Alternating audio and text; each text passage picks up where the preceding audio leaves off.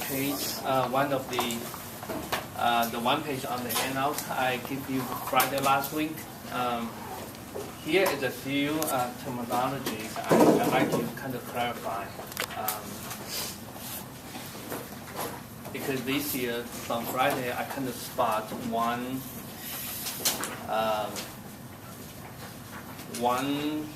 kind of conceptual mistake in our textbook, by the authors, but in our textbook. So I'd like to use that one.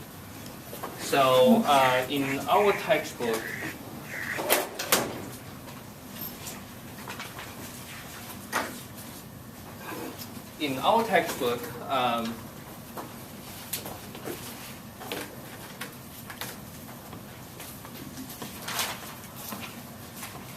okay, so the whole story is starting from here.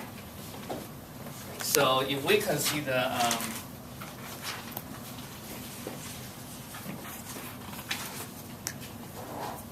undamped single degree freedom vibration systems.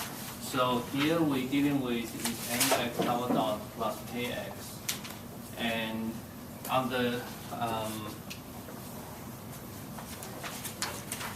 harmonic excitations. Harmonic excitation is the simplest form of force excitation. So here I kind of mark out the force, but later on in chapter 4, we're going to dedicate our time to other type of the non-harmonic. Okay. So this one we have is F now times, say, for example, cosine omega t. Okay, omega is our working frequencies, and this one is the magnitude of the loading. So we know the particular solutions or steady state solutions. We say the xpt. Okay, we take up this form, capital X, and then multiply with cosine omega t.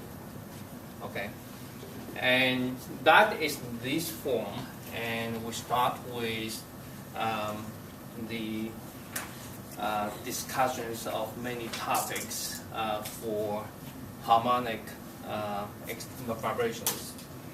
And so here, starting from here, let me reinforce the certain terms. Okay, so starting from here, this capital X, the whole thing, this one is called the particular solutions, and that in terms of the mathematical form. And in terms of vibrations, we call this, it's called the steady state response. Okay, and nothing special so far. Everything so far so good. And here we define the capital X is called the maximum amplitude of the particular solutions. And I try to adopt the textbook terms, but really the maximum is redundant. The amplitude simply is this.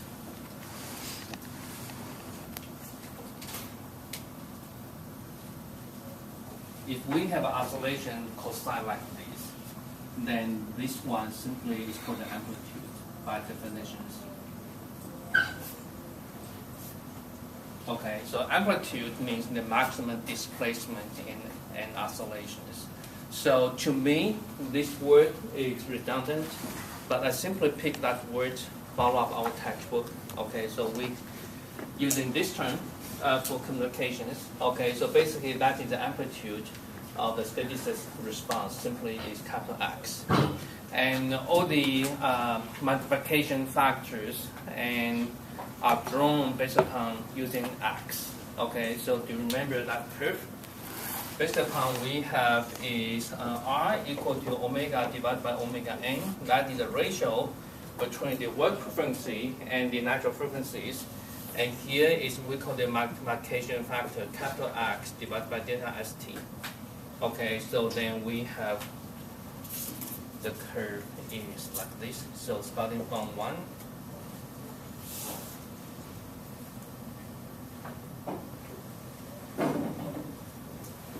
Okay, so we call this called the magnifications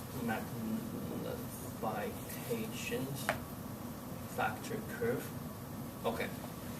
So this kind of curve are based upon the usage of X. So that means this curve is to characterize the information about the steady state response. Period. Okay. On the other side, we have also studied the total response, which means the response of the total response including two portions. One is the portion from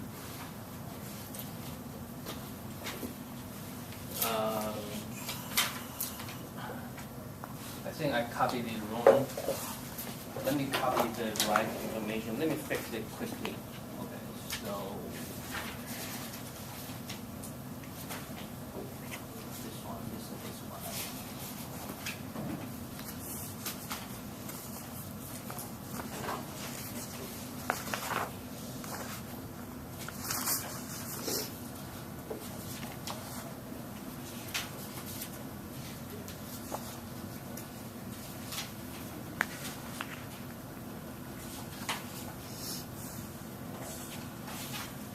So here for the total response, we have two portions.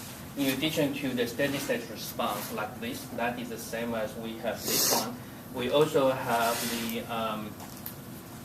we call the transient response. Okay, transient response are determining the coefficients that the transient response is oscillated at the frequency, natural frequency with the coefficients. The coefficients are regarding the determined by the initial conditions. Okay. So again, so far so good. Okay, and now with the total response, and one particular situation is if the system starts from stationary, that means we have a zero initial conditions, zero velocity, zero displacement. Then the total response will be simplified into this. That is exactly the example we exercised Friday last week. And that one corresponding to that particular situations, then we can see using our, we can organize the two terms into this.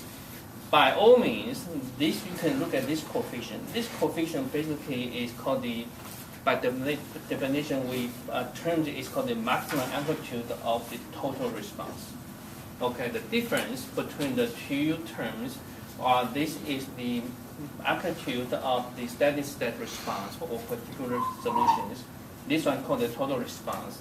And if you look at this information carefully, this number is twice as big of capital X. Okay. So here, from here, I can tell our textbook has a mistake. If authors watch this video, I hope you can clarify in the next versions. Okay.